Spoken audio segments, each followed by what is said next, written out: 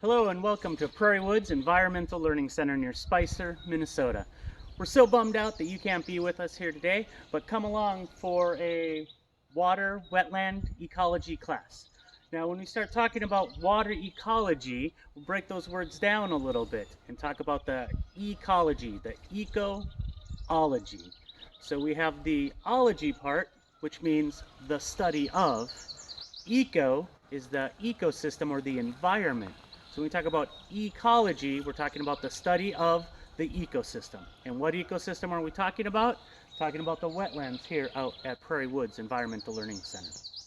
And when we talk about the wetlands and the environment, that ecosystem, we're going to talk about everything that's in, on, and around the pond. And when we do this class, we really like to dig a little bit deeper into that subject. So come along.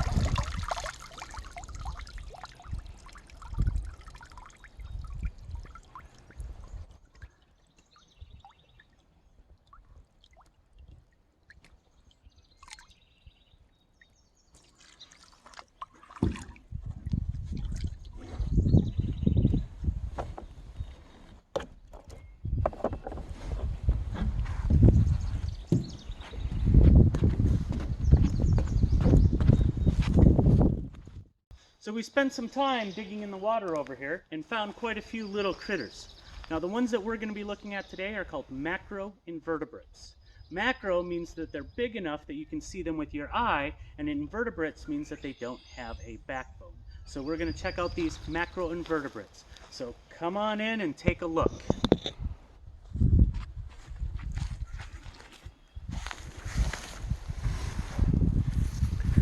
There's quite a few different critters in there that were hanging out in the sediment and in the cattail roots and things. And we're going to take a little bit closer look and see if we can identify one of them. And we're going to take this guy right here. Now the tool that we're going to use is called the dichotomous key. And it kind of asks us a question, and when we answer that question, it takes us to another question until we get all the way down to the bottom. So we're going to start looking at our macroinvertebrates, and the first question is, does it have a shell or no shell?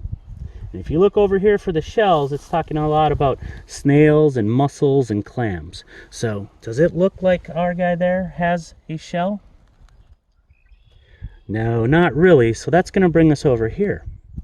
And when we go down to the next line, it says no legs or legs. So again, take a look. We're going to use those characteristics to identify this critter. I would say legs. And then 10 plus legs, 4 pairs or 8 legs, 3 pairs of legs or 6. Pretty easy to tell that there's 3 pairs or 6 legs. Down to the next question, wings or no wings? Yep, no wings. So down to our last line, and then we start looking at some pictures. No obvious tail, 1 or 2 tails, or 3 tails.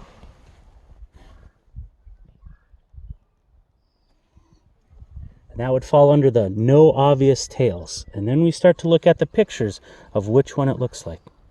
Yep, that one right in the middle. Always surprised when people don't know what a dragonfly looks like. Well, this is the dragonfly larva. So this critter will live in the water and eat other little things, and then sometime it'll crawl up onto a cattail, dry out a little bit, back will crack open, and out will come the dragonfly that you're used to see flying around the ponds and the waters in Minnesota.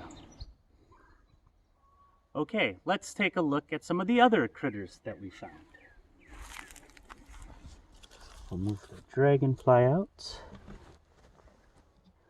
And you could look at this one, follow it down the chart, and it would bring you down to a damselfly larva. Pretty cool little creature here.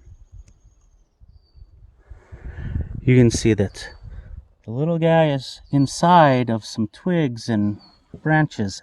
That's actually his home. They construct that and then live inside. And if you were to follow the chart down, that would be identified as a caddisfly larva. And then some of these other little fellers scooting around in the pond would fall into the category of scud or amphipod. So all of these macroinvertebrates live in this ecosystem, in this habitat. And this habitat is super important for these critters, but also all the other animals that live here. The frogs, the turtles, ducks and geese that have been flying around, all call this their home. But it's super important to us too, because it is a place where when there's heavy rain events, where that water can flow and sit and do some flood prevention. It also helps to filter that water as it moves through the ground as it replenishes our aquifers. So in closing, thinking about these natural resources and how we need to take care of them, because ultimately we need them to help take care of us. Thanks for coming along.